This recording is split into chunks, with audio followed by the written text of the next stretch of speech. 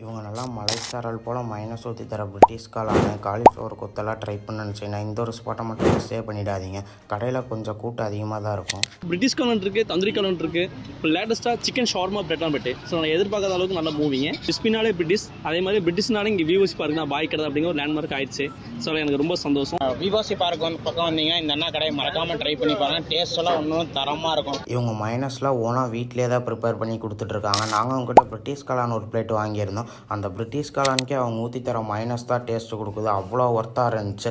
இவங்க வீட்டிலே ப்ரிப்பேர் பண்ணி கொடுக்குறதுனால டேஸ்ட்டு இவ்வளோ சூப்பராக இருக்குது. அதுக்கப்புறம் பிரெட் ஆம்லெட் ஷவர்மா வாங்கியிருந்தோம். நல்லா இவங்க 2 ப்ரெட்டு, அதுக்கப்புறம் மைனஸு, சிக்கன்லாம் நல்லா நிறையா லோட் பண்ணி கொடுத்துருந்தாங்க. அவ்வளோ ஒர்த்து. அது போக இவங்க கொடுக்குற காசுக்கு எல்லாமே டேஸ்ட்டு சூப்பராக இருந்துச்சு. மறக்காமல் ட்ரை பண்ணி பாருங்கள். அதுக்கப்புறம் காலிஃப்ளவர் கொத்து வாங்கியிருந்தோம். நல்லா காலிஃப்ளவரை போட்டு நிறையா கொத்தி, அதுக்கப்புறம் மேலே மைனஸு மிக்சர்லாம் போட்டு கொடுப்பாங்க. நல்லா கிறிஸ்பியாக ஒரு குட் ஜம்முன்னு பண்ணியிருந்தாங்க. இந்த மாதிரி நீங்கள் பிரிட்டிஷ் காளான்லாம் ட்ரை பண்ண நம்ம விவோசி கிரவுண்டுக்கு ஆப்போசிட்டில் இருக்க பிஸ்மி பானிபூரி ஸ்டாலில் ட்ரை பண்ணி பாருங்கள்.